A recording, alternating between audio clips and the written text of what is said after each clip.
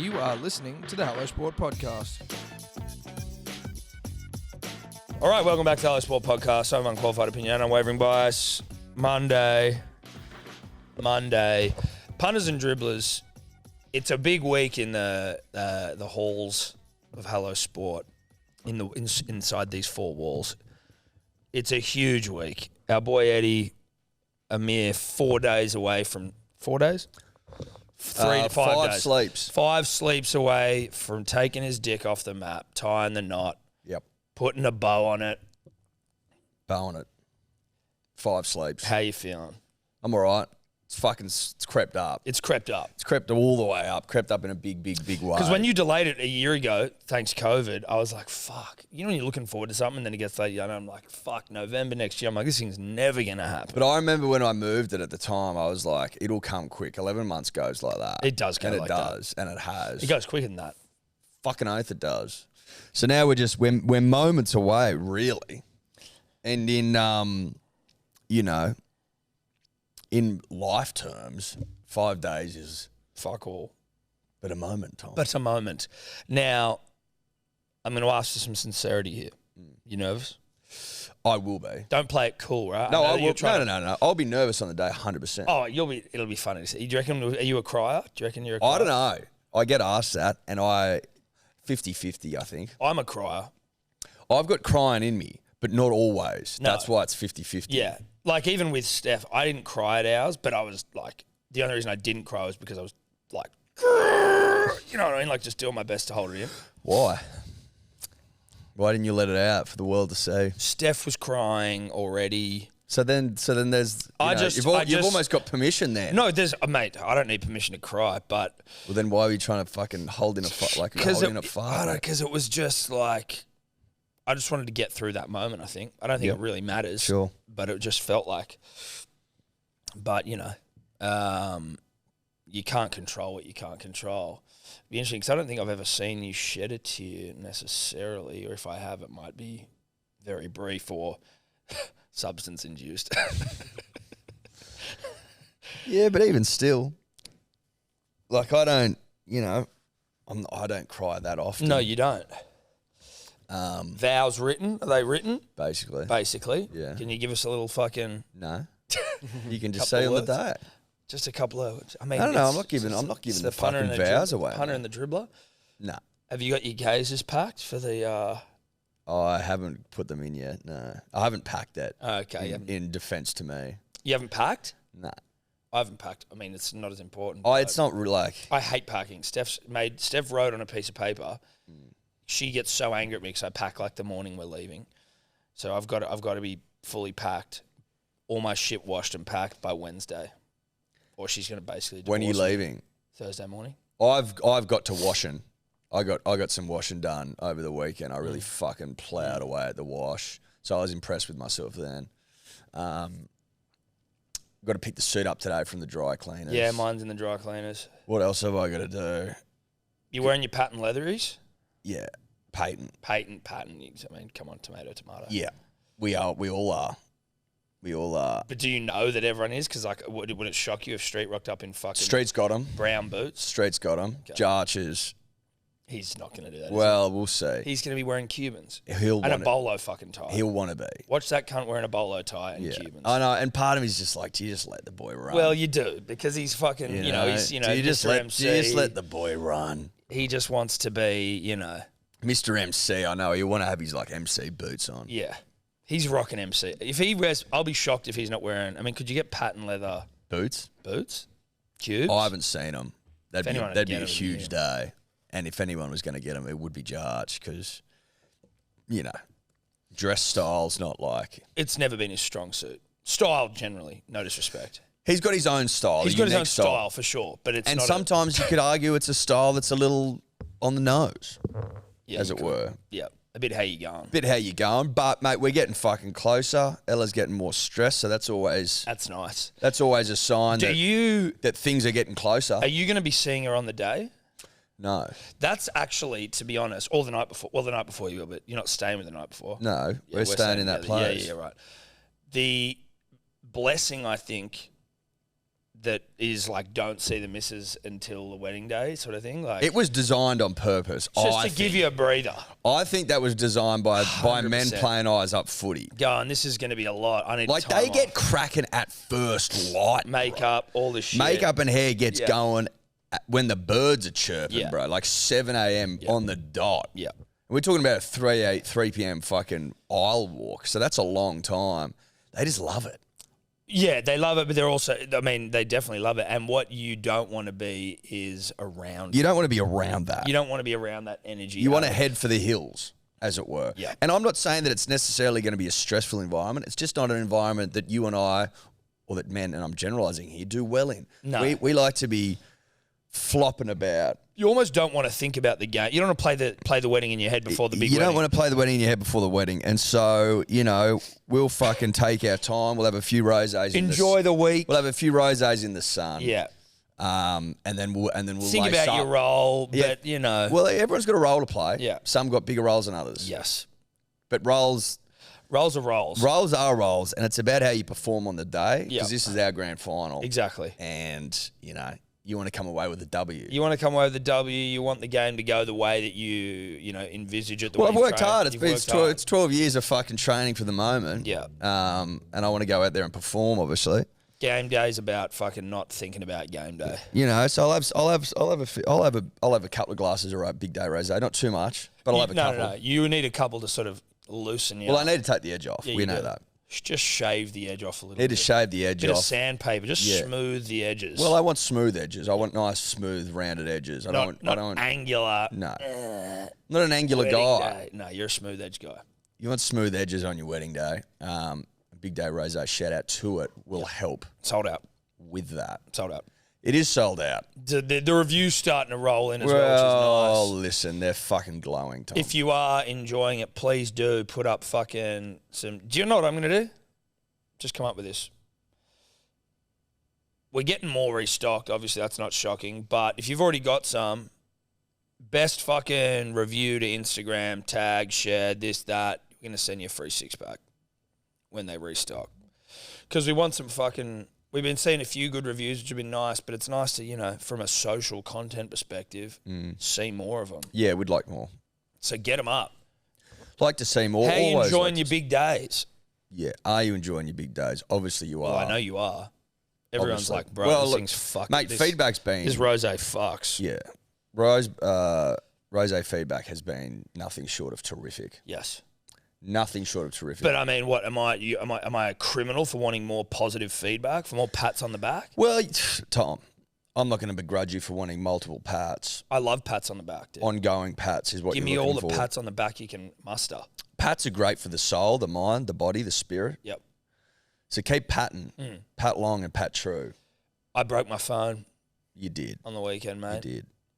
And it was at the end of one of the big days of recent memory for you and I. The Australia's Most Ordinary Rig Budgie Smuggler event that we were hosting. We were. Shout out to Budgie Smuggler. And as I walked home Shout the out to other day, Klutz. dropped my phone, smashed it. But you're right. The event, Eddie. Klutzy, Bloody Brilliant Beers fame, he took it out. I always fucking... Mate, listen. I always knew thought that was gonna be- from the walk. I was like, the kid's on. today. We saw him the day, not the day, we saw him Thursday. You could just tell there was a glint in his eye. There was a glint. And he'd sort of spoken about how much it had meant to him to take away the big gong. and his family, Yeah. his grandparents, his heritage, That's right. And representing his forefathers and his Yeah. ancestors and all that sort of thing. So, all that. I mean, the kid came down to Sydney ready to go, but Yeah. there was a calmness to him, a preparedness. A nervous energy, but a calm, prepared intensity. Yeah, there was an intensity there that wasn't too intense, which was the right amount of intensity. It was smooth intensity. Smooth intensity. He'd rounded the edges. Yeah. You could tell that. There's nothing angular about the big fella. Not a single thing. He was curved. He was curved, he was round, and and he was smooth. he was smooth. Smooth to the touch. Smooth to the eyeball. And I think that's what got the judges over the line. Big Semi Thaiday, Nettie Brockman, Rhiannon Iflin. Rhiannon Iflin. Good to see Ned out and about. Yeah, look good to finally get the fucking paws onto Brockman. And pause, we got onto him. He lost a toenail in the pool at the Ivy. Now, that was only something that I saw as we were leaving with him and we were walking down the street. We were walking down, is it Elizabeth Street the Ivy's on? No, George. Whatever. We're walking out of there and then he's walking barefoot and I'm like, what's wrong with your toe? Oh, there's no toenail. It was just like a red fucking... He's like, yeah, the thing just came off in the fucking pool. I was like, that's disgusting. But also, it's actually... Listen, if anyone's allowed, it's Brockman. Fucking oath. If you found that toenail, just know that you've got to... I'd be putting that thing in the wallet. I'd be getting it framed. Yeah, mounted. Yeah, I'd mount that toenail 100%. I reckon someone would have found it and kept it. Some wily old sort of like collector. Well, someone that knows the value of things, Tom. Yeah. What do you reckon a Brockman toenail? Because that toenail's fucking traversed the country. That's right. Someone that trades in trinkets, they would have eyed that thing and gone, that looks like Brockman's toenail. A trinket trader. Well, a trinket trader would sum up the situation, goes, why is there a toenail of that size in the pool? Likely to be off the fucking foot of a runner. There is a noted runner here. Named Ned Brockman. There was only one runner there apart from you and I. Well... But we hadn't reported toenail-based issues. No, and we stopped running a while ago. We did. Our marathon it's in the rear vision mirror now. It is. Very much Just so. another feather in the cap. Not about us, but kind of is. So to see... Well, it's always about us, to a degree. To see Brockman, did we shed some lip balm with him? We did. The lip balm thing's real. He's got a real addiction going on. And his lovely partner. Gemma, shout out to her. She was terrific. Also a proponent of the balm. Yes. Both balmers. Yeah. But that was nice to get to dip from the same balm, as it were. Yeah, we dipped from the same balm, and I think that brought us closer than ever before. Oh, well, 100% it did. But it was a great day. It was fucking, the sun was shining. Dude, talk about good days, and like the weather's been fucked. It was perfecto. 300-odd punters and dribblers. Oh, yeah, and a pinch more, Tom. Fucking, as we got into our work, I tell you what, the day started off a little bit, unfortunately, for Eddie and myself. We both rocked up in pants. Like... We weren't well... To be honest... No, we made assumptions.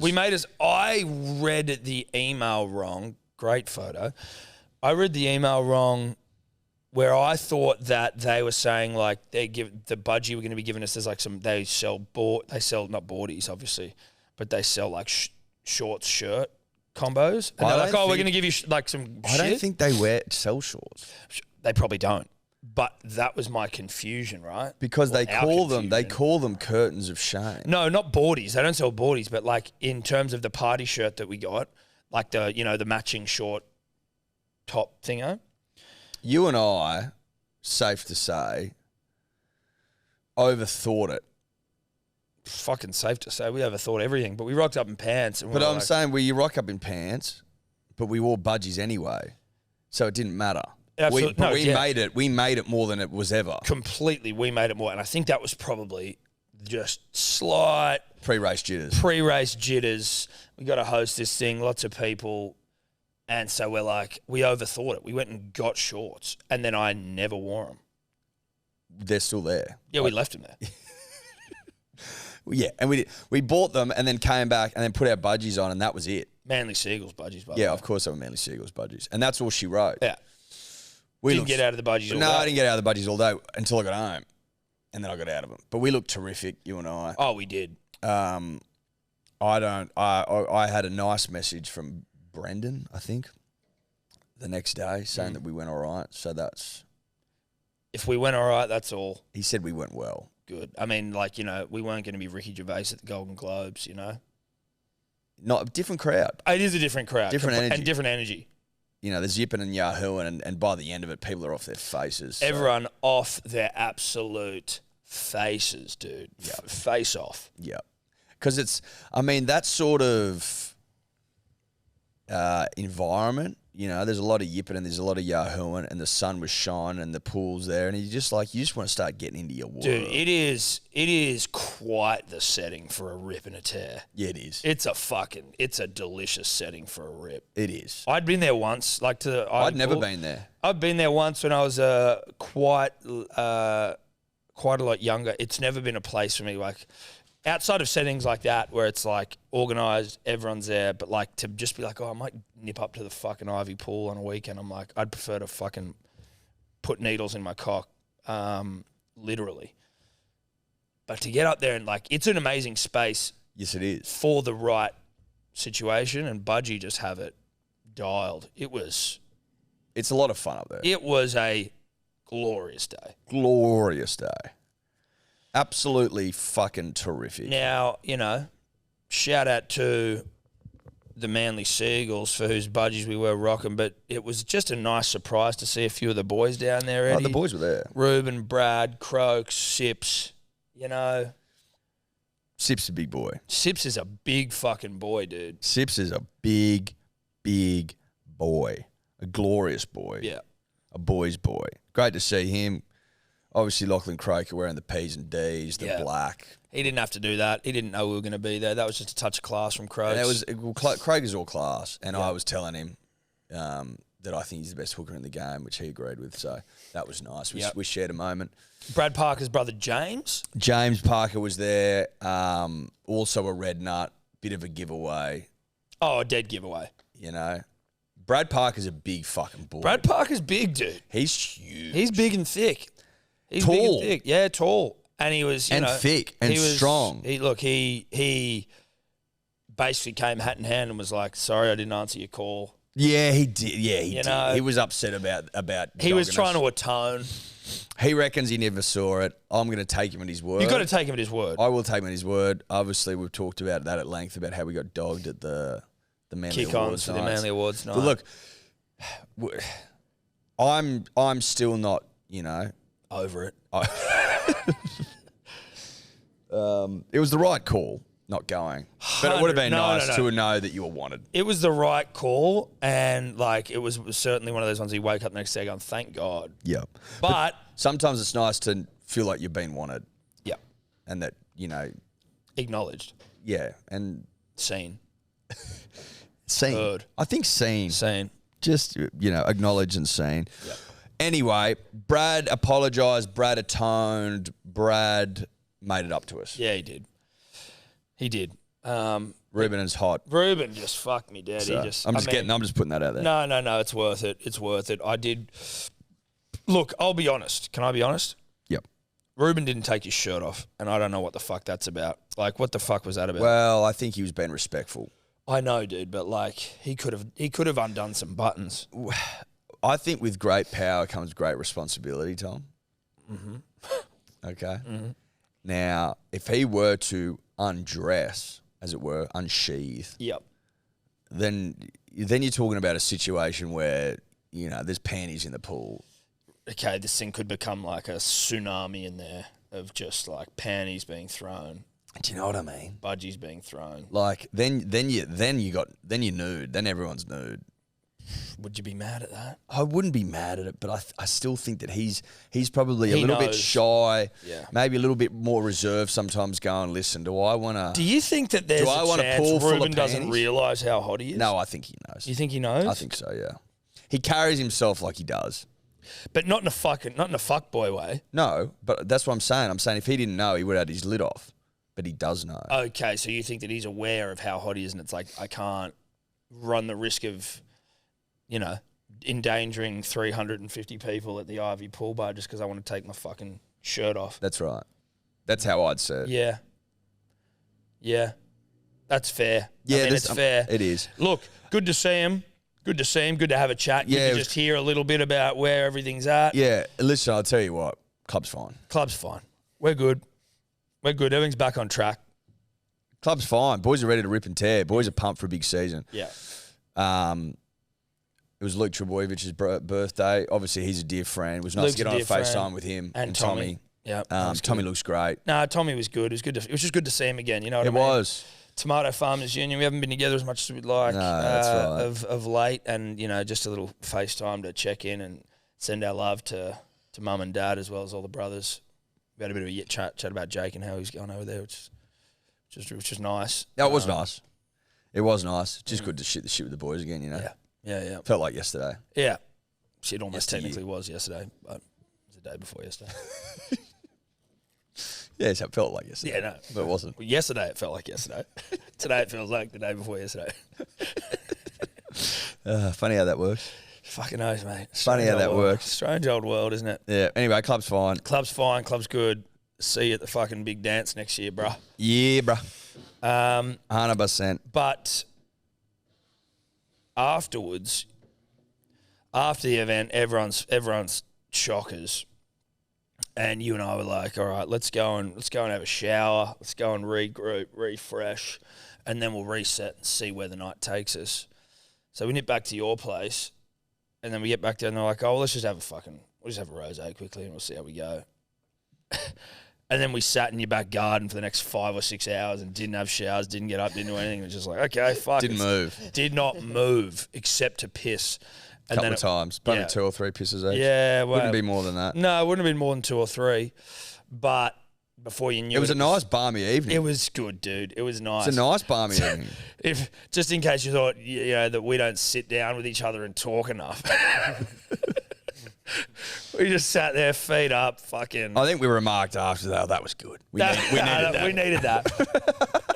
We needed that. We needed a good chat. We hadn't shot the shit for a while. It's good to get that out of the fucking way. We needed a catch up, mate. We needed a catch up. Just needed to catch up as mates. And that we did. Fucking oath. So that was nice. Beautiful sunny afternoon. Oh, God. Sun was shining, birds were chirping. Oh, they were chirping. And then I walked home at about 12:30. And at some point on that walk home, and we know my troubles with Samsung, my humongous Samsung phone anyway, like that it's just difficult to entirely control with one hand. I think it was a silly purchase. That's my opinion. Listen, I think it was dumb. I don't think a man needs a phone that big. I think that in life you learn through experiences, and the fact that I have learnt a lesson means that this phone wasn't actually a bad purchase because you've come out of it with more knowledge. So I don't entirely agree with you as much as I agree with me. No, I understand that, but that only really applies to someone that needs to learn the lesson, whereas other people just look at it and go, that's too big. Listen, I mean, maybe that is the case.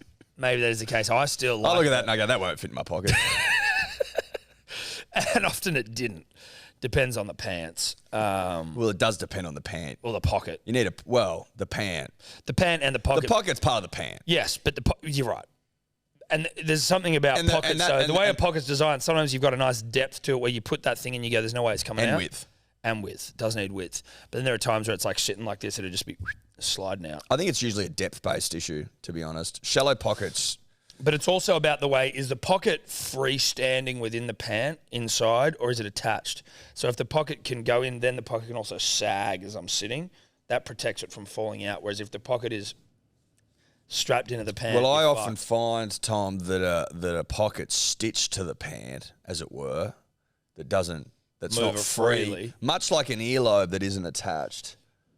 Much like mine. Free lobes. Free lobes. So you've either got free lobes or you don't. Yeah. I do. Oh, I've got free lobes. Some of you out there have lobes that look like, they've been melted into your head. Yeah, melted into your head. And they're akin to a pocket stitched to a pant. Exactly right. These are the ideal pockets. These are the ideal pockets. Lobes that are free to wiggle. Yeah. Because it provides, generally speaking, if you've made the decision to free the pocket, as it were, then you've allowed yourself freedom.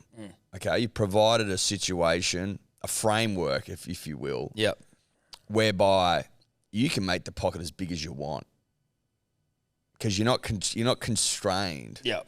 You could have a pocket go down to the knee. I think that's too much pocket. Well, especially if you're wearing shorts like you, just having the pockets poking out the bottom of your shorts. Yeah, I'm talking more about a pant. Okay, than a short. yeah. Because I find that short pockets. So this is free. Yeah. But because you've got less pant, they're a bit looser or something. You could lose shit out of short pants more. Yes, short pockets. Short pockets. But yeah, no, you could have pant pockets that go all the way down your ankles if you really wanted to. You could, yeah. But it'd be good luck getting anything out of it. Well, they'd be tough. You'd fucking.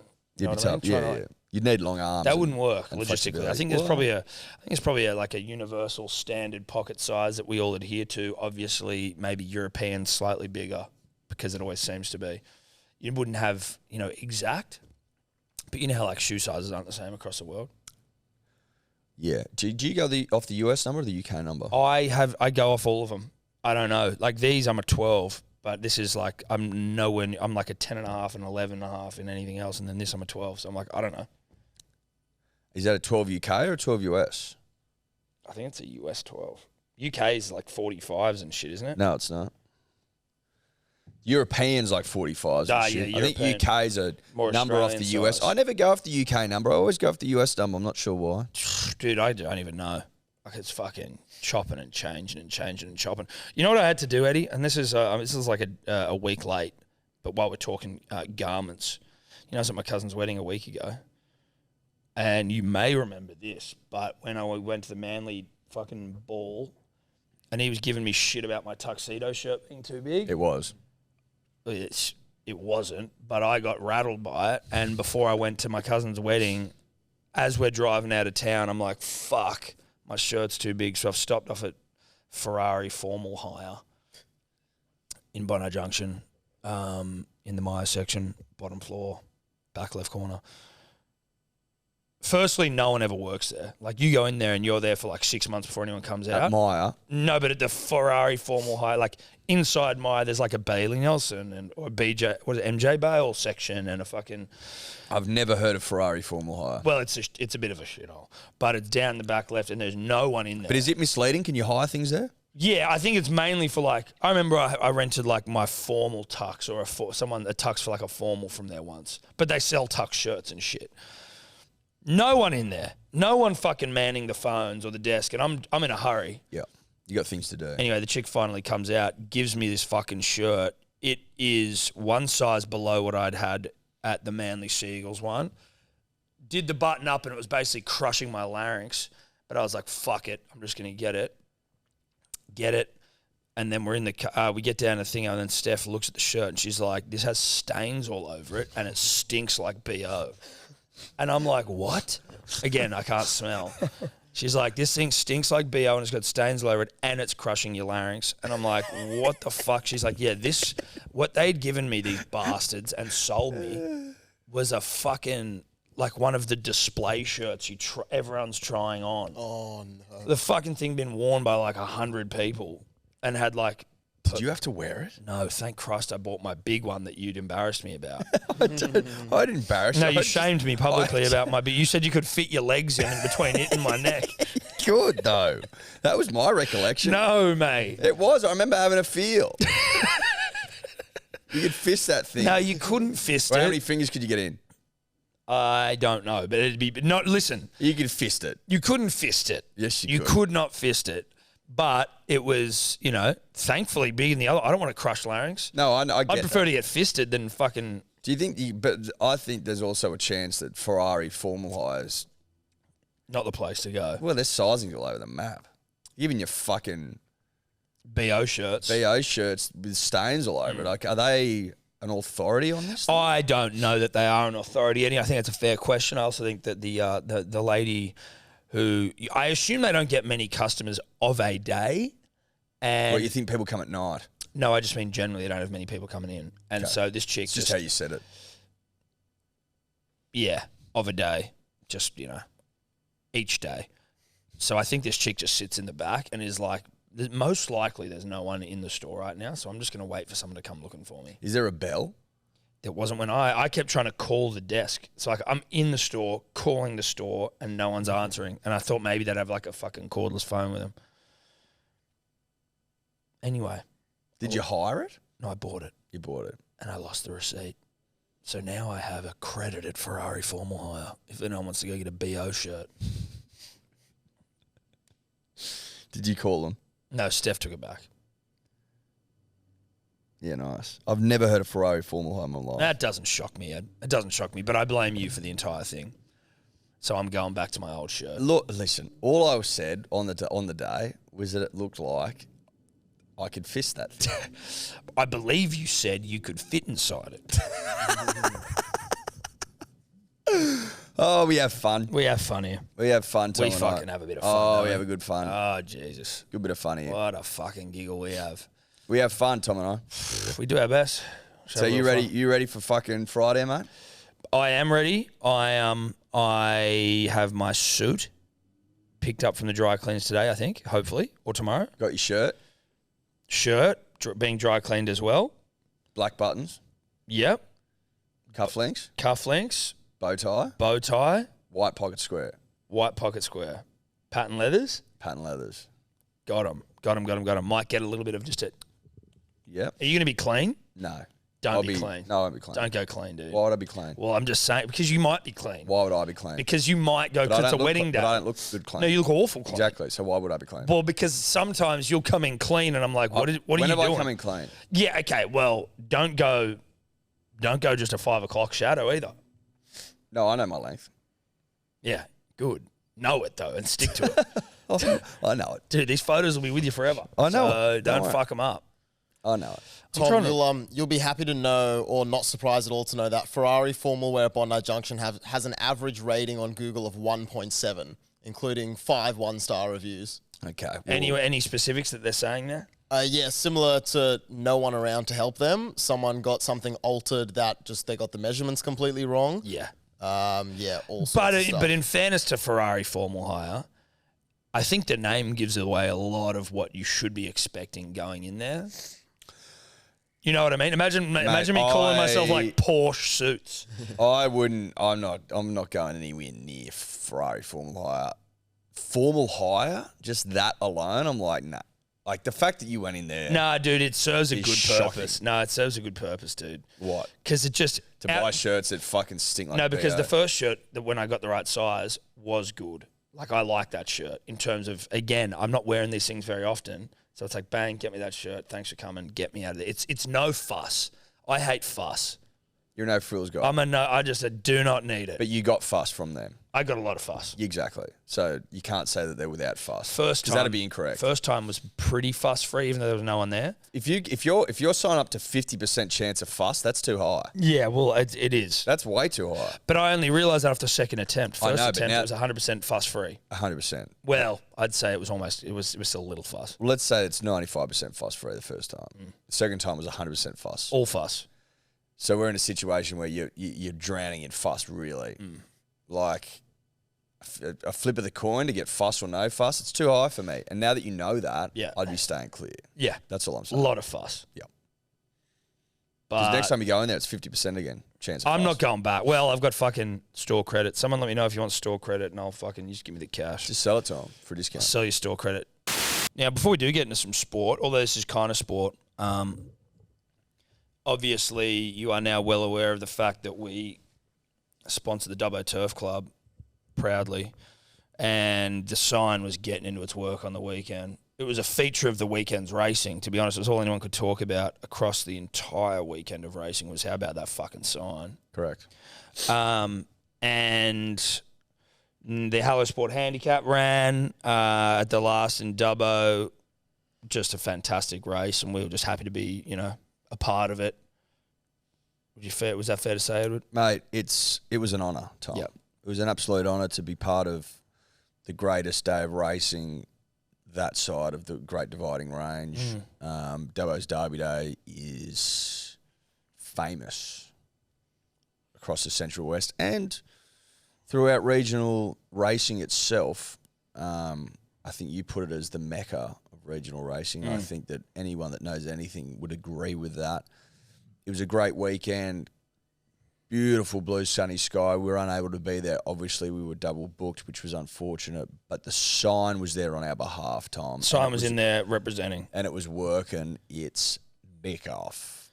We didn't pick the winner in the Hello Sport Handicap race, 10 or 11, the last of the day, 5:35, which was disappointing. Plenty of dribblers did, Plenty though. of dribblers did get Petain, so congratulations to you. One thing as well, before we get to what we want to talk about here, when we went back to Dubbo last Wednesday, as many of you have seen, Devon reviews, fucking the commercials, gravy, the rest of Dubbo was closed. A lot of people asking where is the rest of our footage. Rest of was closed. They're not open for lunch during the week. We inquired about getting a private sitting. Which they were open to. The owner, unfortunately, couldn't approve it or was out of town because he had family some family emergency, issues. which was, Family more emergency. than reasonable. Yeah. So those dying for rest of our content, it's not coming. well, not yet. It'll come. Well, not yet, obviously. Yeah, not yet. Obviously. It will come, but it couldn't come. Sometimes you just can't come. Sometimes you can't come. Tries you might. Tries you might, you just can't come, and you've got to pack it up. Pack it up, cut your losses, Come back tomorrow, try again. live to come another day. Yeah, that's right. Now, for those of you that do remember, a little write-up that we got in the Liberal, is it? Dubbo News. The Dubbo News. We got a write-up around Eddie's Resto Bar review from Easter this year.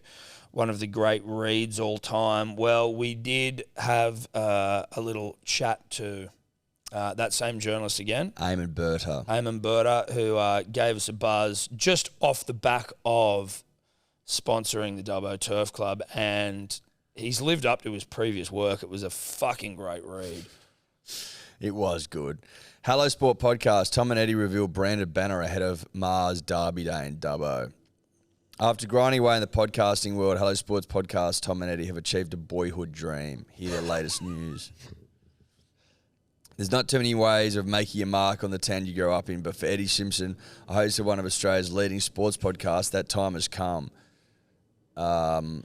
Eddie, co-host of the Hello Sport Podcast with best mate Tom Birmingham, told the Dubbo News about accomplishing a lifelong dream.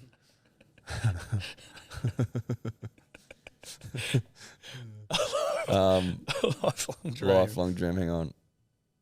I'm just trying to get it up the rest. Which is reasonable. It is a lifelong dream. It's like, you might grow up in LA and Hollywood and you see the Walk of Fame with the stars and think my name's going to be there one day. Growing up in Dubbo, you see the signs along the racetrack. It's a fucking great way to put it, Dave. It's Australia's answer to the Hollywood Walk of Fame. That's right. That's exactly what it's like. That's exactly what One it's like. day. I've always dreamt about having a sign at the Dubbo racetrack. So this is how it is. So we had some internet-based issues here. We're back. We've got it. And shout out to Eamon Berta. This is a quote from Eddie here. Since I was a young boy going out there with the old man, I thought, Jesus Christ, it'd be nice to be up in lights. So yesterday was a real bucket list achievement, I suppose. A boyhood dream.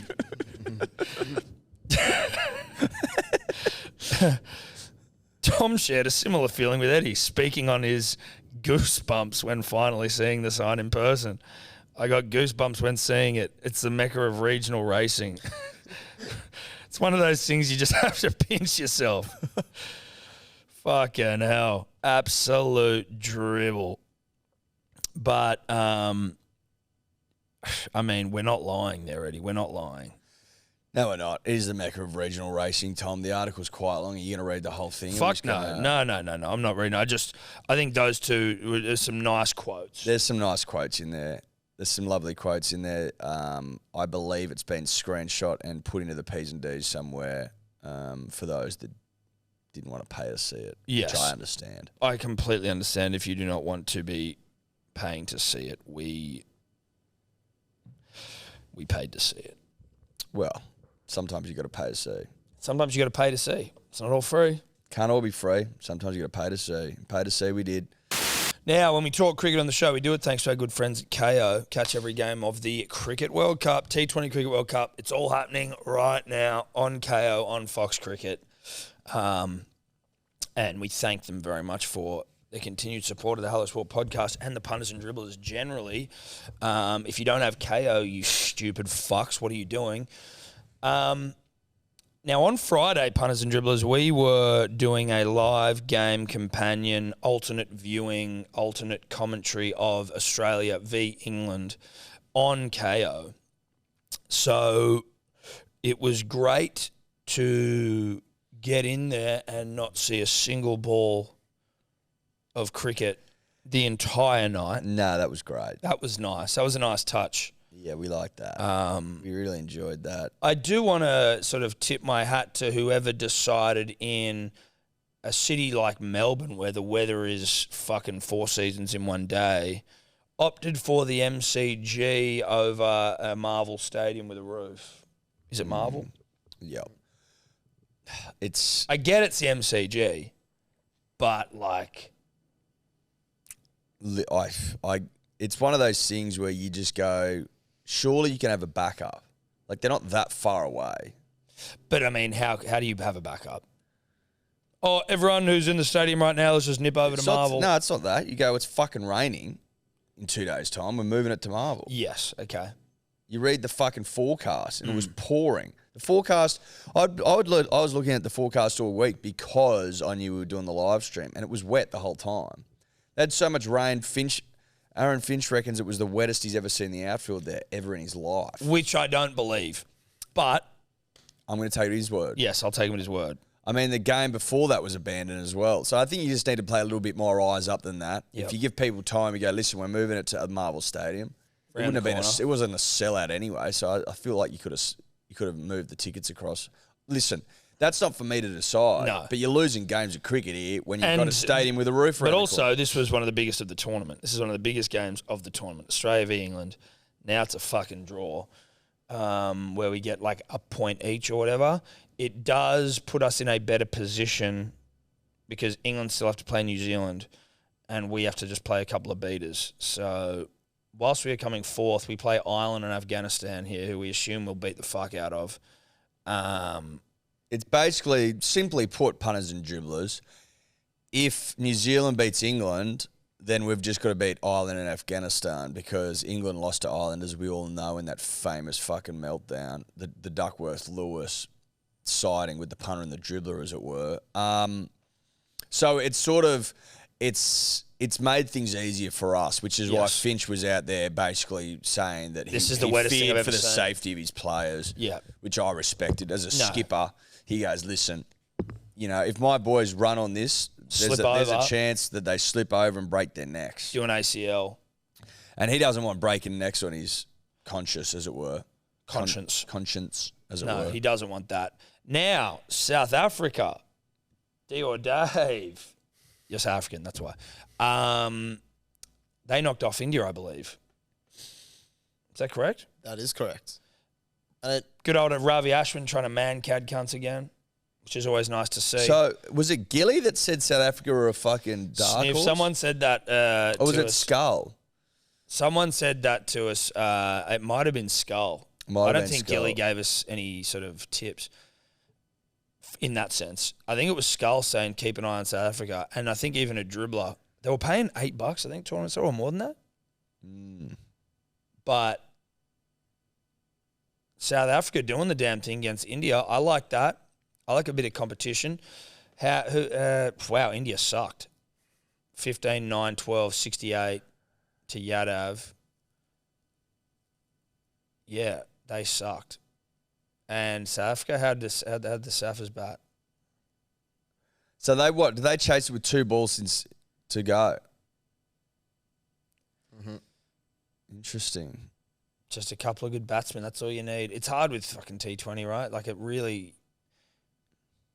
It feels like it's really like how you just rock up on the day, even though there might be a team you really should beat. Like if you're just a little bit off. Oh, if you're a little bit off, you're going to get fucking exposed. 100%. But that's cool. I'm happy with that. So who have we got next and when is that? We have got Ireland. Is that 7 o'clock tonight? Yep. Ooh, okay. The Gabba. Good. I wouldn't mind a bit of cricket What's tonight. the weather doing in Brisbane? Come on, Brisbane. Let me consult. Come on, Brisbane. Stay dry for me, Brisbane. Stay dry for me. Okay, the internet's fucked in here today, punters and dribblers. It's fucked. You'll probably be getting this on a Wednesday. We are recording on a Monday. Shout out to Sebo, who got engaged. Shout out to Sebo. Well done, big fella. Pew, pew. And his lovely bride-to-be, Millie. Congratulations. He popped the Quezzy with a fucking He did. ring in the oyster Okay, box. we're going to be right. Max 31, 10% chance of rain. Oyster box sounded like euphemism. It was literally a box of oysters.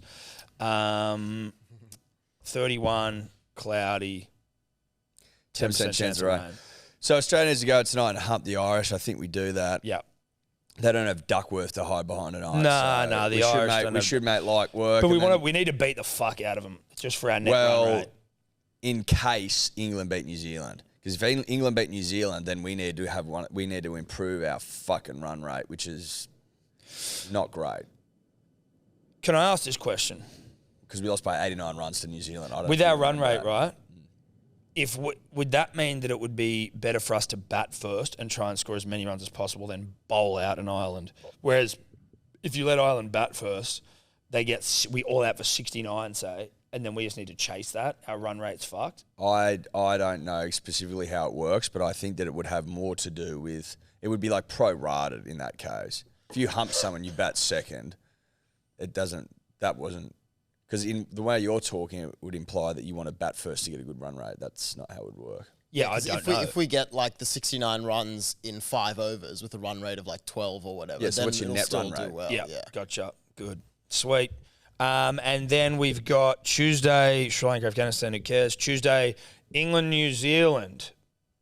Big fucking game. Where's that at? The Gabba as well. Let's hope the weather's good then. India, Bangladesh, that's fine. Yeah, okay. So Pakistan, South Africa on Thursday is a big one. Yeah, because South Africa's just beat India. That's right. It's getting interesting. It's getting interesting. It's getting really interesting. Ravi Ashwin, though, dude, the king of the man cat. He loves a fucking cat. Bro, he loves a man cat. Now, I don't know what the context exactly of the game was when he didn't do it, he threatened it. At least that's what I saw on socials. As I said, my phone is fucked, so I'm a little bit out of the loop with everything. Like, I also wouldn't be surprised if I was watching a replay, but I'm pretty sure that he did go. He threatened. Ooh. He threatened it because he's got cat in him. Yeah, he's a cad. He's a cad, mate. We've talked about this at length. Ashwin a cad, Ashwin a dog. So I'm not surprised to see that sort of behaviour. I think New Zealand hump England on Wednesday and it becomes a C in the semis situation. I hope so, dude, because I hate the English. And that's with all the respect in the world. I hate the English in a sporting sense. Hate the English. Hate the English. Hate the English. We hate the English. So good luck to the boys tonight. Yep. Go Good hard, luck. go We're true. watching Pump the Irish. Luck of the Irish, Pump the Irish. And we thank KO very much for bringing us the cricket.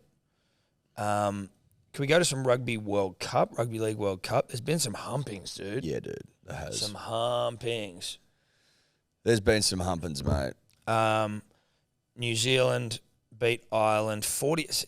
We'll get to this in about even this week, but fuck me. Rando gets me with these fucking lines. 48-10. New Zealand beat Ireland.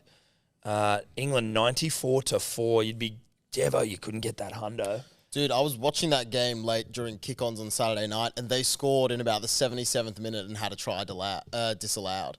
Oh, it would have made it. Yeah, it would have made it 100 if you got the kick. Devo. Now, what did Rando have? For this game, I don't know. What stupid line did he take? I thought he took a stupid line with fucking New Zealand Ireland because it was like plus 40. That's what me and him both had New Zealand plus 40 and a half. Minus 40 and a half. Sorry, minus 40 and a half. Didn't get that either. No.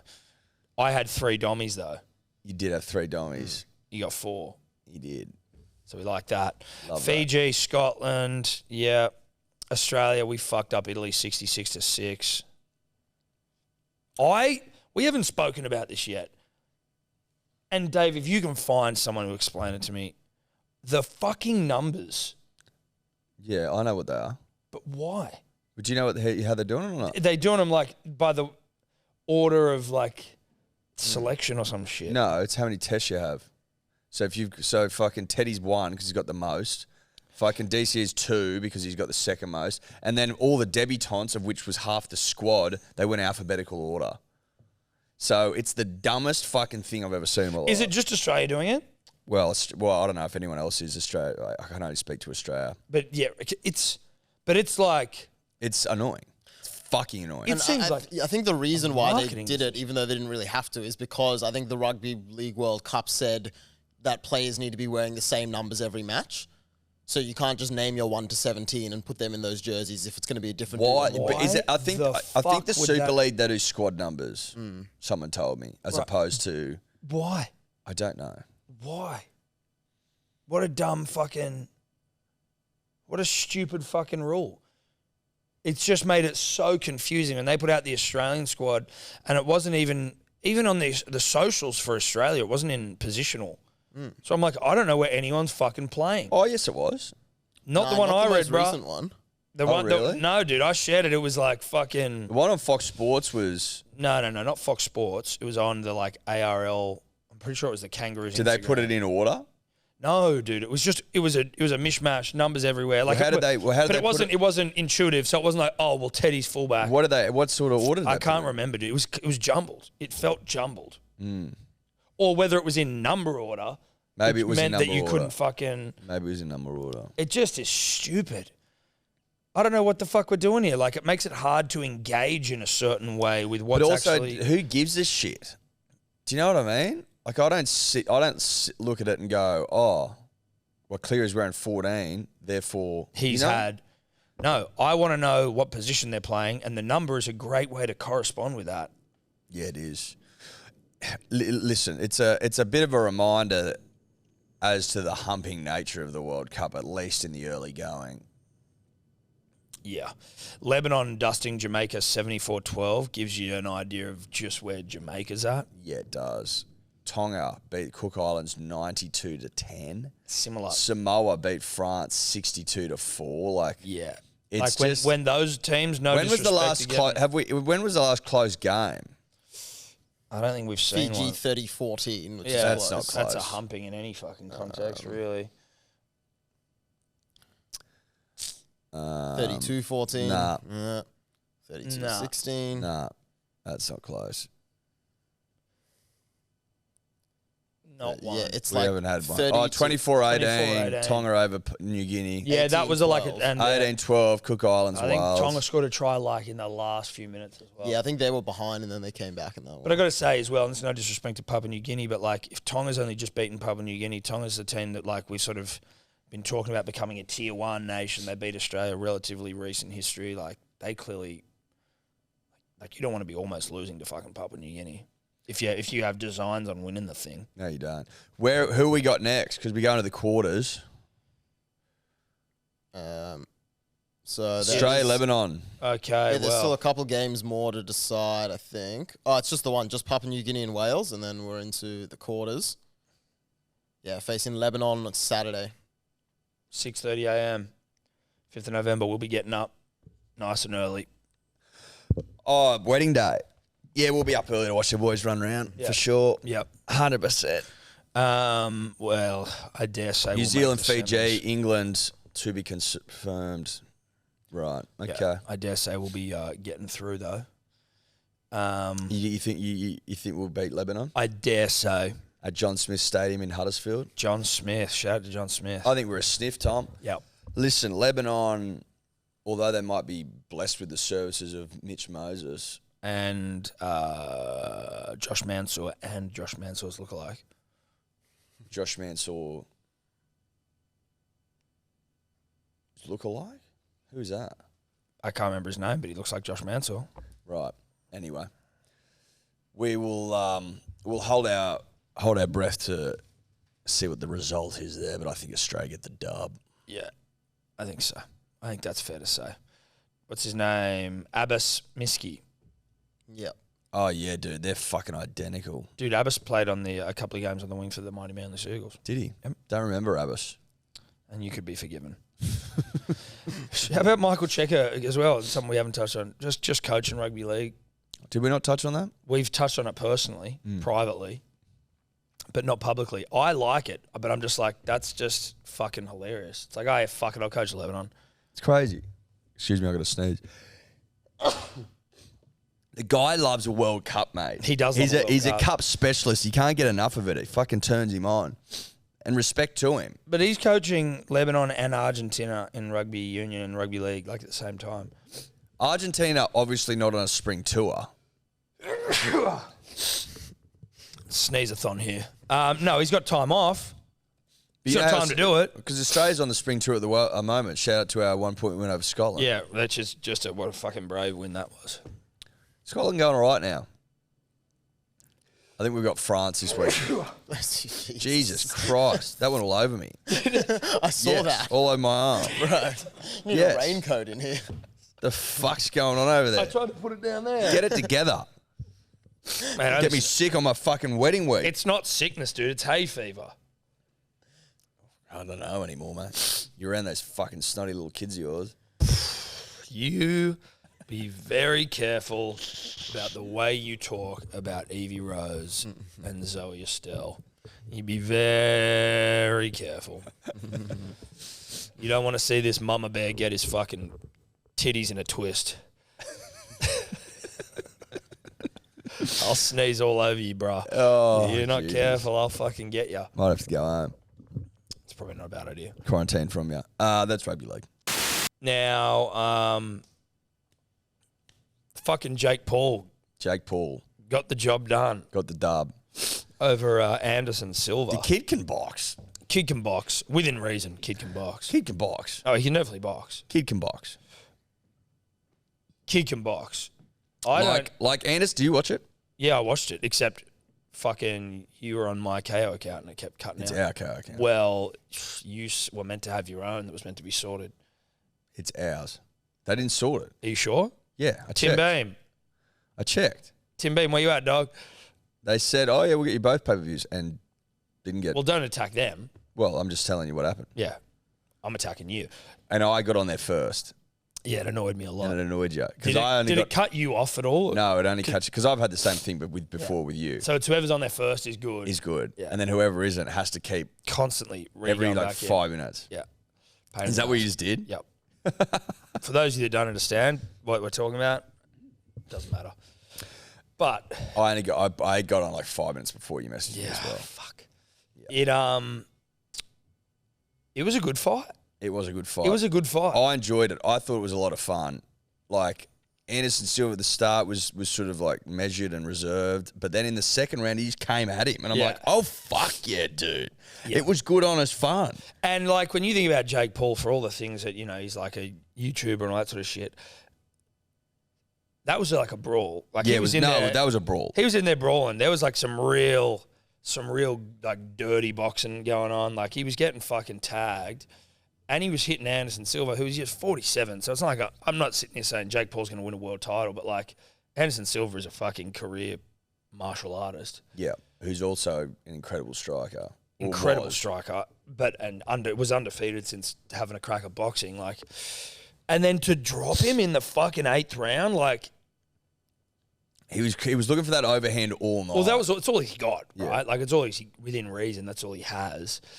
So it's like that's all you're going to try find, right? And Anderson knew that, and he just got caught. But like, fuck. He also got hit way harder. Anderson got hit with like bigger shots, but that one just was like timing really. Just good. caught him. It was. I thought to myself, I'm enjoying this. Same. I'm enjoying this fight. For the first time, really, with a Jake Paul event, I was like, okay. Yeah. Like that was his most enjoyable fight, I thought. 100%. By a long way. Long way. Fucking big crowd. Huge crowd. Vocal as fuck. Yeah, And not really on his side either. Nah, he was getting booed when he walked out, a heap. And then they just got into it. Yeah. It was a lot of fun. Nate Diaz will be next. Nate Diaz apparently slapped one of his team backstage. I saw a video that said he slapped Jake Paul's dad. It didn't look like his dad to me. Do you know what his dad looks like? Well, yeah, I do, because okay. his dad was sitting next to in the fucking. They kept cutting to Logan and his bird and the parents. Yeah. So I don't know what that meant, unless Nate's out there slapping everyone and they only filmed that. Nate does slap everyone. Nate, well, the Stockton slap. He's a slapper. He's a slapper. They were talking about Nick Diaz. I think Ariel mentioned Nick on the telecast. No, that wouldn't make sense. The whole thing was like Nate's the man. Like Nate's fucking bigger than Nick Diaz. I may have misheard. Yeah, I think you might have. Maybe you should try the Nick Diaz army, like all the fucking crew that are there. You know what I mean? But like, surely it's Nate. Who the fuck wants to see Nick Diaz fight? Like, As in, I'd watch Nick Dow's fight as well, but like, Dude, Nate's the man. Jake would be huge. Yeah, it'd be massive. He'd be blockbuster. And again, like, I actually don't give a shit about Jake Paul wanting to fight like fucking boxers. Him calling out Canelo is hilarious. It's stupid. It'll probably happen one day. You know, like in terms of if Canelo like not retires, but like stops sort of. Well, it's funny, right? Because then you know, your instinct is to think, well, he's only doing that to fucking promote himself, but he'd never actually fight him. But then when Eddie Hearn was like, "No, he believes it," you're like, "What the fuck? Yeah. How is that possible?" But I think you kind of need to have that. But that's like delusion. Yeah, but there's like almost narcissistic levels of self-belief you need to be great at, especially with like fighting and shit. Yeah. You know when you see them like training and stuff and they're like, I'm the best. No one's going to beat, like, imagine talking to yourself like that generally. Like you're kind of like hypnotizing yourself. Yeah, a little bit. That's true. He fucking works his ass off though. Like everyone was speaks about him, all the, you know, boxing aficionados and the analysts and stuff. They're all like, he is doing the right things. Like he's having a crack, sparring some pretty legit cunts, like working his ass off. Shows. Also, when you think about like boxers of six fights undefeated or some shit. 6-0, yeah. Boxers who are six in their first 6 fights are usually fighting complete fucking nobodies on regional circuits or something. You know, not only he's made Dubbo RSL under fucking bright neon Macca's lights. That's right. He's headlining fucking massive events against like former champions and shit. Again, in MMA and whatever, but like, bruh. It's fucking crazy. It's crazy. Like, and that's why I just think it's one of those things where you like, I just choose to like enjoy it. Bit of the curious vibe as well, where it's 100%. like, they sort of, I can see how they get like some of your bit more, your conventional people offside, but you're like, bro, just enjoy it. Just be there for the ride. When he loses, enjoy that too. If you don't want to watch it, don't watch it. But like, if he gets knocked the fuck out by someone, then that's going to be, I'll be pumped to watch that as well. I thought there was moments in that fight where I'm like, oh, he's in big trouble here. Like there was a couple of rounds at Silver one that were like clear wins. Yeah. Where he was fucking him up. I'm like, oh, I don't know I think he's in trouble here, the big fella. And he'd come back, wear him, get into it. Toby thinks Silver won. I know he did. I don't see how. I don't know. I just thought like Silver won rounds. He didn't win the fight. I don't think that's up for debate. But I think it was a lot closer than everyone thought it was. Well, Jake in the post conference said he thought he won 6-2. I just don't agree with that. 6-2 doesn't mean though necessarily that it was dominant. I don't know if he won 6-2 either, but like they were all pretty fucking close rounds. I would probably have it 5-3 Jake with a 10-8 in the 8th round. So it's pretty solid win. I think until the knockdown, Anderson was looking pretty good. Yeah, he was looking good. I think it was maybe he wasn't as active. Was what just from what I'm trying to remember. Like the commentators saying was like he was landing maybe a better percentage of his punches, but Jake was throwing. Yeah, Jake was throwing more. The first round was 35 or 40 punches to 7 thrown, for example. Anyway, we're getting a bit X's and O's. Which we don't know what we're talking about. And to. there'll be plenty of people in the comments being like, what about his fucking... Like, we don't know. So don't worry. We don't know what we're talking about. Yeah, and listen, we don't care. We don't care. We don't know and we don't care. I'm not here to hang my hat on that, so leave us alone. Did Lomachenko win? He did win. Decision, I believe.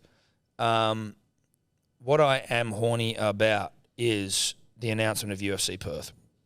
UFC Perth. Just while we're talking Biffs. It's announced. It's like unofficially going to be Volk versus Islam. We're hearing some real strong Early whispers. Feb or late Feb? Can't recall. We're hearing some strong whispers that KO are sending us over there. We're hearing strong whispers. We're in whispers that Tom and I will be on the ground in Perth because we need the punter and the dribbler to be across What's all going the on? And who better than us? Now, we haven't heard directly from them. No, but we've heard whispers on the wind. Whispers on the wind that KO's like, listen, if we're sending anyone, it's got to be Tom and Eddie. That's what we're hearing. That's what we're hearing.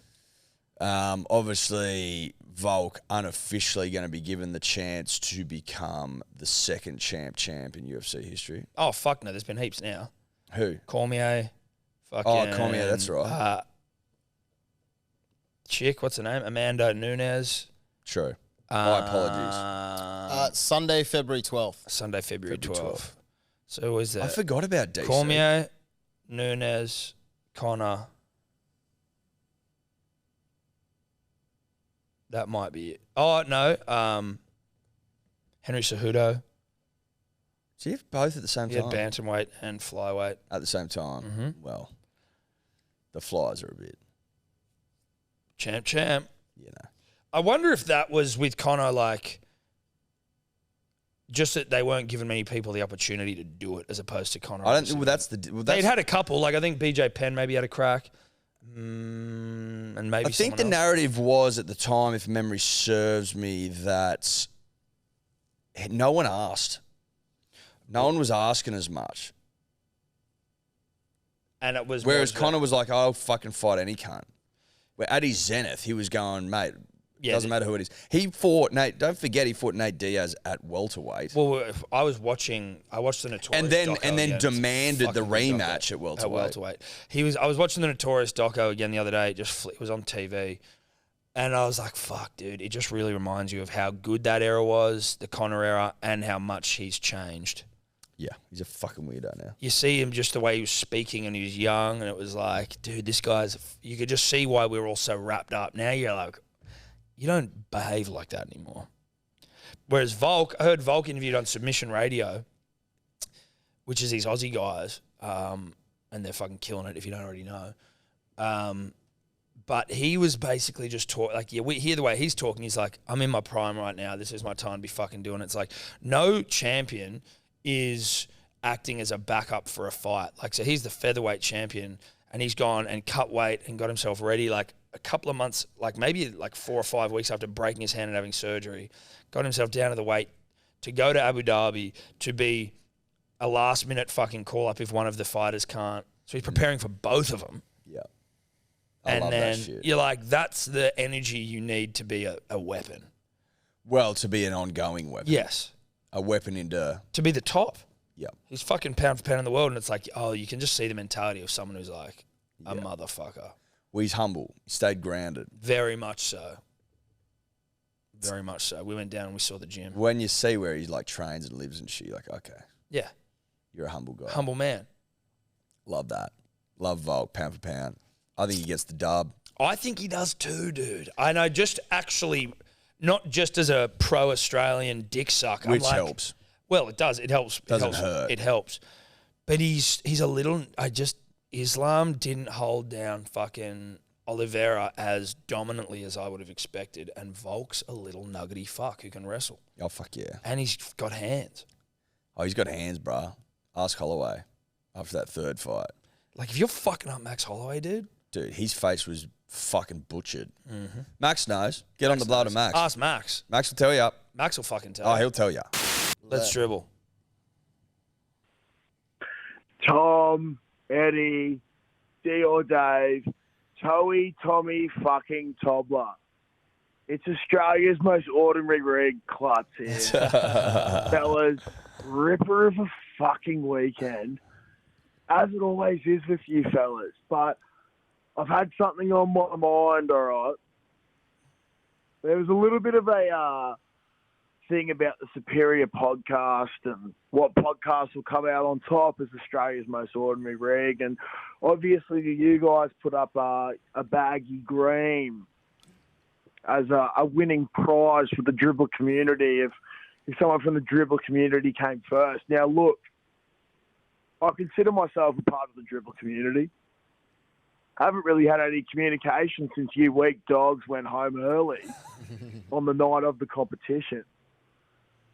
So what I'm putting out there is, has my fat rig, the most ordinary rig in Australia, earned the right to a baggy green to be a part of possibly the best club in this country? It is hotly debated. There's a lot of chat already going around about it. So just keen to hear your thoughts and see what you boys think and see if you will step up to the plate. Anyway, I'm pretty fucked right now and preparing myself for a little bit of national television live tomorrow. So there's a good chance the podcast of ours gets cancelled tomorrow. And if it does, it's been a good ride. So thank you very much. And give him heaps with a little bit of jeeps in your cheeks, baby. Bye for now. There you go. A word from our king. Yeah, he did walk away with the gong. We talked about that at the top.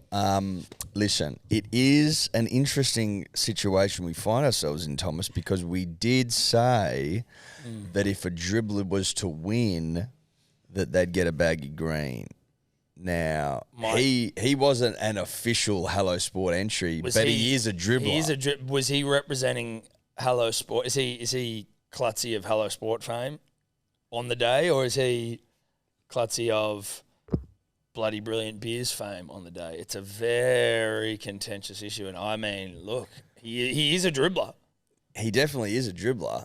I would have to go back and listen to the tapes to see what we said specifically. Like, he's trying to get us on a technicality here. He is trying to get us on a technicality. And listen, one thing we don't do is deprive someone of a baggy green earned.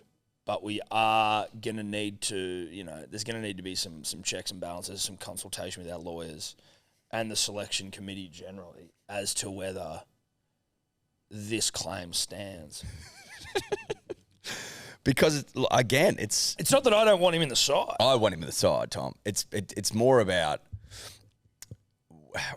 who would I be, right, as a human, but as a dribbler. If I wasn't to do the checks and balances just to see if this thing passes the fucking pub test, as it were. The sniff test. Yeah. We got to sniff this thing. Yeah, got to sniff it. And sniff it we will because... You want to make the right decision ultimately, don't you? You want to make the right... In the interest of the baggy green and what it means and what it signifies. It signifies a great deal. Yeah. It's a tough one. It's tough. What I will say is this. Hadn't thought about it yet, Klutzy.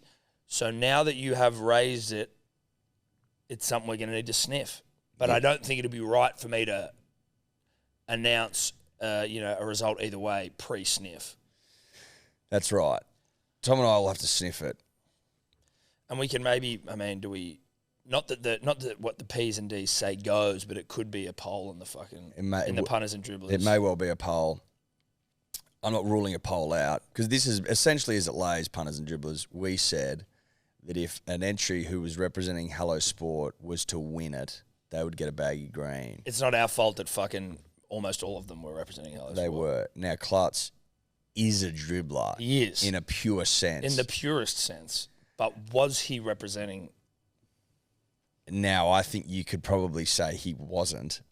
However, we may have said... if a dribbler wins it, they get one. In which case, he would qualify. We may need to put a poll up. He may have found a loophole. I'm happy for the people to vote. Put it to the people. Sometimes you got to put it to the people. And listen, but I still say this: what the people say doesn't necessarily mean that's what it'll be. But I think that you need to sniff. And also consult with your constituents. Yeah, I think we've got to consult with our constituents, and that doesn't mean that we'll go with what they say. No, often politicians, leaders go against their constituents. Well, much like those with electoral college votes, voting power, yeah. They can sometimes go, nah, brah, we don't want to go with the people. That's unlikely, but it's also likely. So who knows? It's as likely as it is unlikely. The poll will be put up, I've now decided. Yeah. Oh, have you decided that now? Yep. Okay, good. Let's move on. Congratulations. Hey, watch this space. Watch this space. It's pending. It's pending. Yeah, it's loading. Response loading. Yeah, it's loading. It's response loading for sure. Hey, boys. Just got a question. Unicorn Dreams dribble from a few weeks ago here, or whatever guess is played. I just want to pick your brain as to who would win in a fight between Captain Jack Sparrow and Captain Feathersword. Now, obviously, Jack Sparrow was, probably better on his feet, but Captain Feathersword seemed to have a bit more between the ears, and obviously, the Wiggles were a big part of every childhood, but I feel like if it came down to a whip or a bender, Sparrow would have him, but maybe Feathersword comes through. But I honestly reckon Jack Sparrow's a bit of a dirty operator, like eye gouging and stuff. Oh, he'd Maybe play give dirty. it like a hopper or something, you know. Anyway, just picking your brains. See you soon. It's a very good question. Was the question who'd win in a punch-on? Yeah, in a punch-on between Captain Jack and Captain Feathersword. Now, what I'll say about this question here is Captain Jack Sparrow seems like the real pig of the two of them. But I have it on good authority and just also running my eye that Captain Feathersword might be one of the sickest puppies out there. Is he a sick puppy? He'd have to be a little bit. Obviously, removing it from the fucking children's entertainer sphere, dude's getting around with a feather sword and he's a pirate. Like, I mean, are you saying this guy's into some kinky shit? What's he do with that feather? Is he tickling? Oh, he's tickling, bro. He'll tickle the fuck out of you with that sword. Hangs out with the Doots? dinosaur that eats roses. Doots? Is he tickling doots? Well, I think if it came down to a biff with him and Jack Sparrow, a doot tickle wouldn't be out of the question for Captain Jack. For Captain Feathersword. Jack Sparrow, also an alcoholic. So potentially, he's going to be stumbling. Sparrow's a dirty prick. He's a dirty, dirty prick. There's no doubt about that. I would come to this conclusion. It's the same Captain Feathersword as always, or has they changed? No, you and Pride tried to say that it was the same blue wiggle was Captain Feathersword. I didn't try to say that. Pride did. Yeah. Well, he's been the Captain Feathersword, has been the Captain Feathersword since like 98, 97. It's the same guy. Yeah. Mm-hmm. You've got to be a sick fucking puppy to get into the robes, as it were, and go out and be a pirate and for go be a 20 pirate years. for 25 years. Like I'm sure he gets paid well, but you've got to have a bit of a screw loose to do that day in, day out, I think. He's also been a pirate longer than Jack Sparrow. Way longer. Runs on the board. Seen way more winners. Yeah. Seen the highs, the lows, the trials, the high tribulations. seas. Seen the high seas, the low seas, the soft seas. And he's also, he wears an eye patch, so he's been in a few biffs before. And he's clearly missing an eye from an ancient scrap. biff.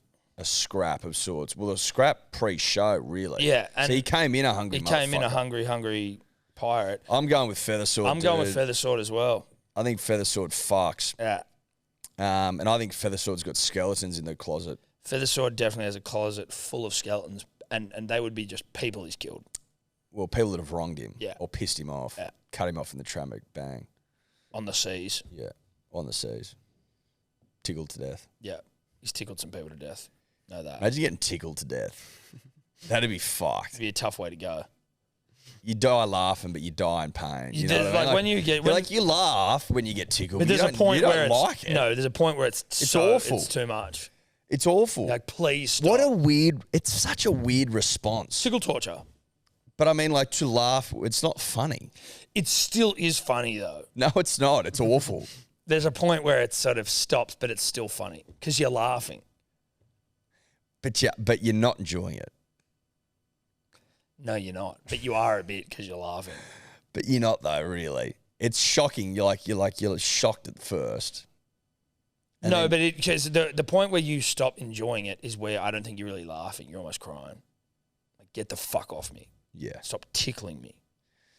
So to get tickled to death You would stop. I mean, it would cease to tickle, right? by a pirate with a fucking Feather sword. feather sword. It's a nightmare. That's a fuel. tough way to go. That's tough. Feather sword for the dub. Yep. Great question. Yeah, it was. Got me thinking. Tom, Eddie, Dior, Tobler, Hunters, Dribbles. Good to hear. Just had a sneezing attack where I pumped out a good 10 in under a minute. Jesus. And it got me thinking, what's the best natural release of the body? Well, that's second. You've obviously got Obviously. your sneeze, which is shit on the intake, but it feels pretty good when you let it fly. You've got the burp, maybe a bloated burp after a few beers that comes off feeling pretty nice. And then you've got your fart, which is pretty hard to beat. And there's a comedy element there that just can't be matched. But I'd love to hear your thoughts on it. Manly 13 plus That's forever. the most obvious one I would have thought. Well, I think that's implied. He's like after that, Okay, so after loads, after a nut, after firing off a round, what's next best. I reckon getting a good shit out's fucking probably dude, second. a good shit. I swear we might have talked about this, the hierarchy of fucking evac. What would you have? It's tough though.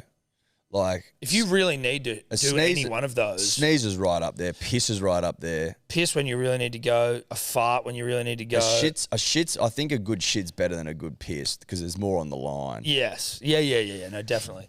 You know what I mean? Yeah. There's way more on There's the line. way more on the line. But then even like a good burp, if you're feeling uncomfortable and then you let out a fucking burp and it's just like, whew. Yeah. A sneeze is like put it this way. You know that moment before you sneeze? Imagine if you just had that all the time. That would be fucking uncomfortable. Yeah, where your face Imagine if you were constantly like that. That's awful. So like for that reason and that reason alone, does the sneeze come in second? Well, no, because the thing is like a sneeze is good, but I also don't like how much it completely overwhelms you. Like it's a relief, but it's a lot. When you just take a dump, for example, it's happening. I could be pooing right now, but it feels phenomenal because sometimes there's nothing like walking around after a good dump going, Yeah. okay, we're back to square one. Well, I'm back to neutral. Yeah. And I'm comfortable at neutral. I feel good at neutral. But from where can you go from neutral? You can go up in gears. Yeah, exactly. Do you know what I mean? Yep. You're not fucking stuck in the mud as well. I don't need to down gear anymore. No. I don't have to put this in like full-wheel drive. Yeah. As it were. I think low range. I think a poo-poo comes second. Do you reckon? Yeah. And then what?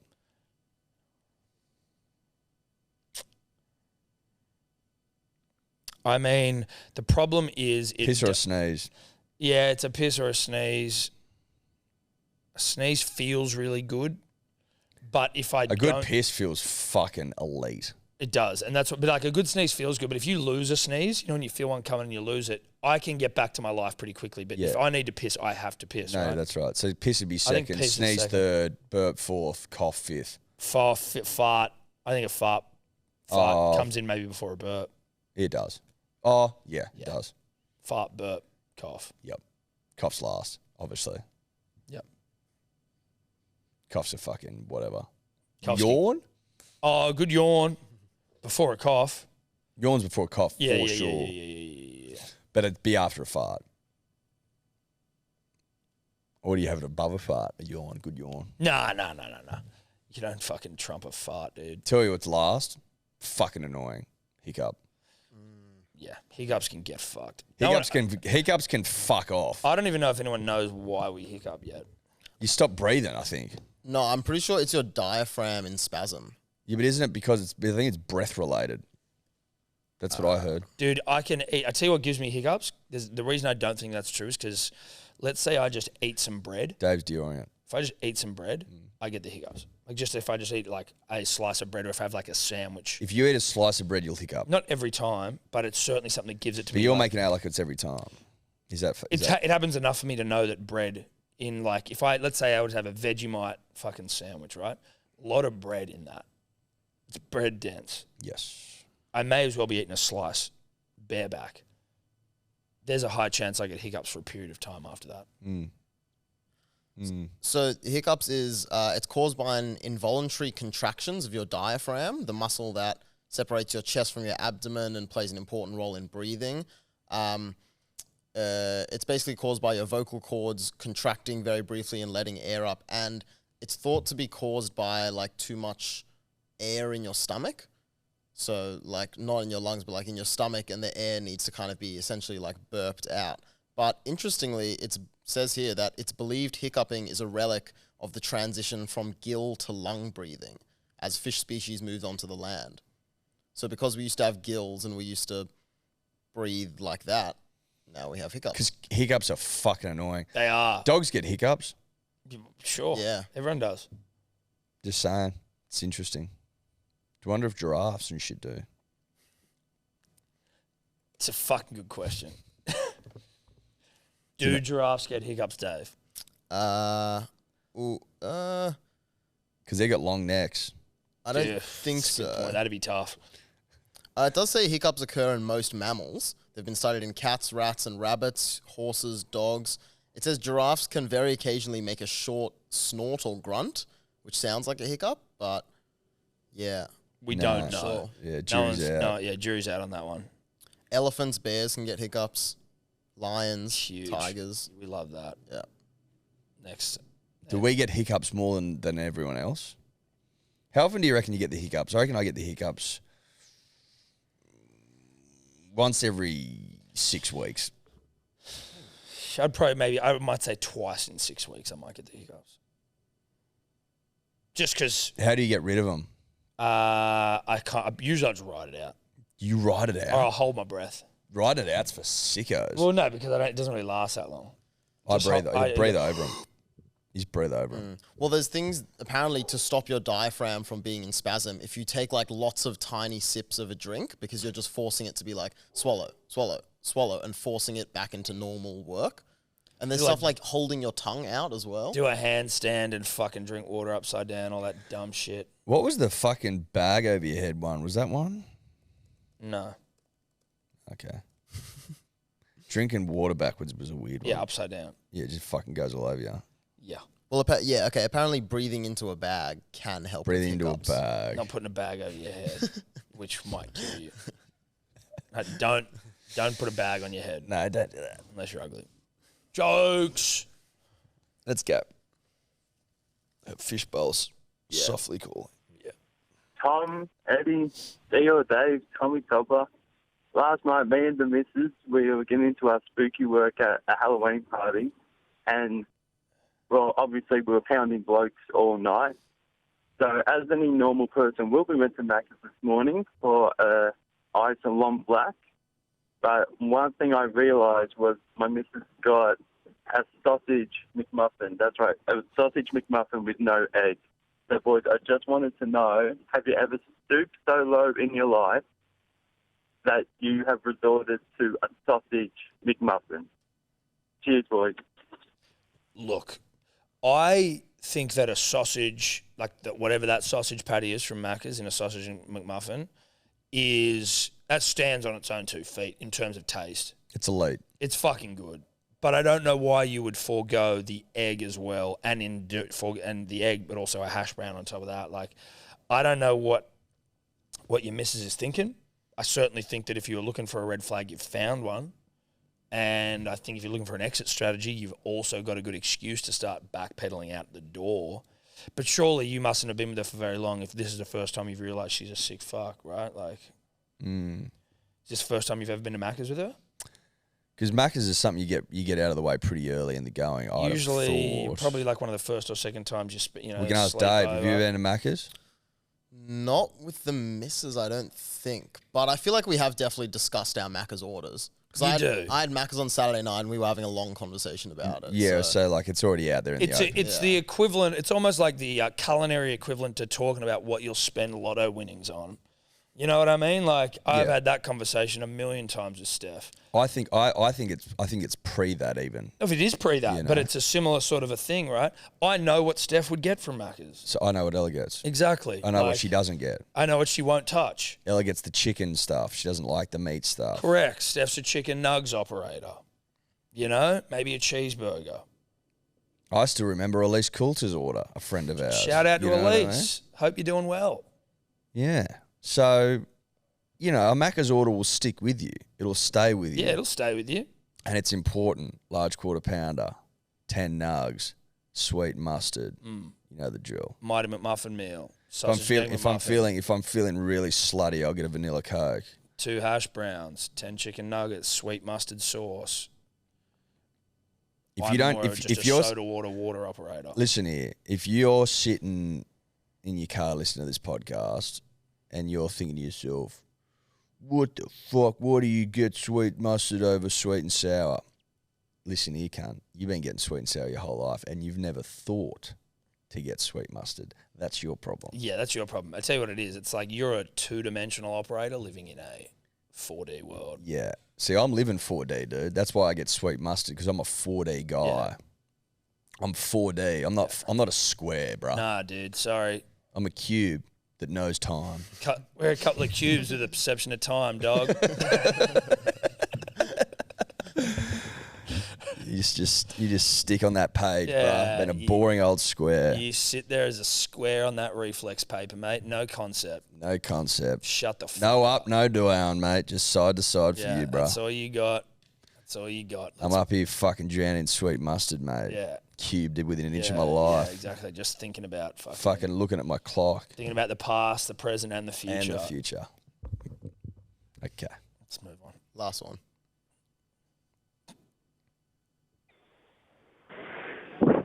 Tommy, Eddie, Dio. Tobler. You fucking dog cunt. Put me out and dribbler. Gold Coast dribbler here. Yeah, how are we, boys? Dribble. G'day, gents. We're back. We're back, boys. We've had a really rough night, boys. What we've done tonight is some of the best. But more importantly, what is the biggest one you've ever done? Tonight, boys, I've lost my phone in the nightclub. Asked every motherfucker that walked out of that nightclub if they have taken my phone, only to find it on the floor. Turned every light on in the nightclub. Shut that fucker down. Find my iPhone. Have you ever done it? Ned, Tommy, love you, boys. Love you. Bye. Love the boys.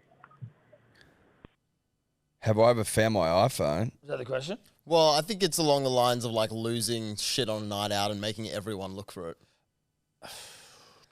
I can't recall the last thing I lost. I lose sunnies all the time. That's fucking... I actually found mine the other day.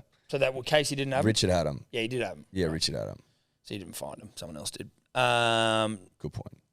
They were returned to me. So in some way I found them. Yeah, I guess. I lost a phone. I've lost a phone before.